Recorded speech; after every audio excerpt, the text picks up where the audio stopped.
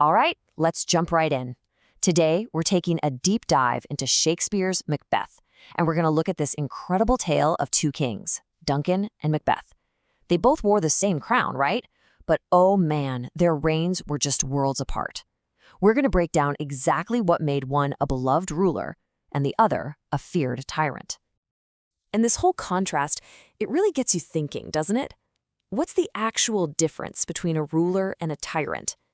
It's a question Shakespeare just masterfully picks apart in this play, and we're going to unpack it piece by piece. So at the very heart of the play, you have these two guys. Both of them held the exact same title, King of Scotland. But as we're about to see, wearing the crown is one thing. Deserving it, that's something else entirely.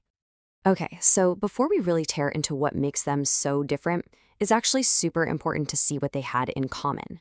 And that's the immense raw power that came with the Scottish crown. I mean, on paper, the job description was exactly the same. Both Duncan and Macbeth could command the entire army, they could reward their loyal subjects, they could dispense justice. The office of the king, the power to raise an army, the duty to protect the whole realm, all that stuff was identical for both of them. And that shared foundation is so crucial because it means the only real variable is the man himself, the character of the guy wearing the crown. And that makes the chaos that follows all the more powerful. All right, now for the big split. This is where their stories just completely fly apart. How did each of them actually get that crown? Well, their paths to the throne could not have been more opposite. On one hand, you've got Duncan. His claim to the throne was totally clear. Inheritance, legitimate succession. His rule was seen as natural, the right way of things, maybe even blessed by God. And then you have Macbeth. He didn't inherit power. He took it. He seized it by committing the ultimate crime, murdering the king, in his own home, in his sleep. His entire reign was literally born from blood and lies.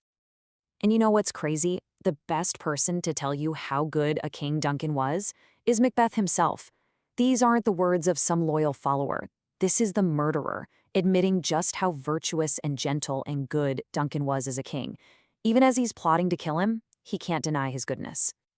And then, almost in the next breath, Macbeth flips it and talks about himself. He admits he has no noble cause, no rightful claim to the throne. His only motivation, he says, is vaulting ambition. Just pure, selfish desire. So you see the difference. Duncan's power came from right. Macbeth's came from want. And right there, that's the psychological time bomb of the play. A kingdom built on legitimacy can be secure, but one built on a guilty secret, it's always going to be haunted. So one guy gets the throne by right, the other by murder. How does that actually change how they rule? Well, this is where we see the huge contrast between a king who led through love and a tyrant who ruled through fear. Just listen to how Duncan talks. He says this to Macbeth, of all people. It's this beautiful metaphor, right? He sees his job as a king as being like a gardener, to nurture his subjects, to help them grow and flourish. So you see, Duncan's whole approach was about building people up. It was all about generosity and trust and creating this feeling of mutual respect. People followed him because they wanted to, because they respected him. And the result? A stable, strong, unified Scotland. Loyalty breeds strength. Now let's do a complete 180 and look at Macbeth's mindset. Our fears in Banquo stick deep. Think about that. Banquo was his best friend, his brother in arms. But now that he's king, Macbeth doesn't see a friend, he sees a threat. This one line just perfectly reveals a mind that's totally consumed by paranoia. So instead of nurturing his kingdom, Macbeth starts cutting it down. His entire reign just spirals into suspicion and violence. He gets rid of anyone he even thinks might be a threat, which just isolates him more and more. And where Duncan brought everyone together, Macbeth's paranoia shatters the kingdom, turning his allies into enemies and plunging Scotland into the state of constant terrifying fear. And this, what Macbeth is doing, there's a word for it, and it's a perfect fit. Tyranny. It's a rule that's held up by intimidation and violence, where the ruler's own self-interest and survival becomes way more important than the good of the country.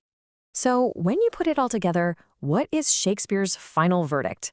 What is he really trying to tell us about what makes a true king? Well, the comparison between these two guys gives us a pretty clear answer. I mean, look at this. When you lay it all out side by side, the difference is just night and day. legitimate succession versus murder, trust versus fear, nurturing loyalty versus violent intimidation.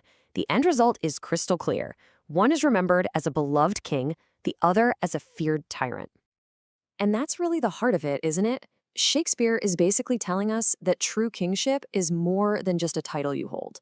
It demands both things: legitimate authority, sure, but also a virtuous character.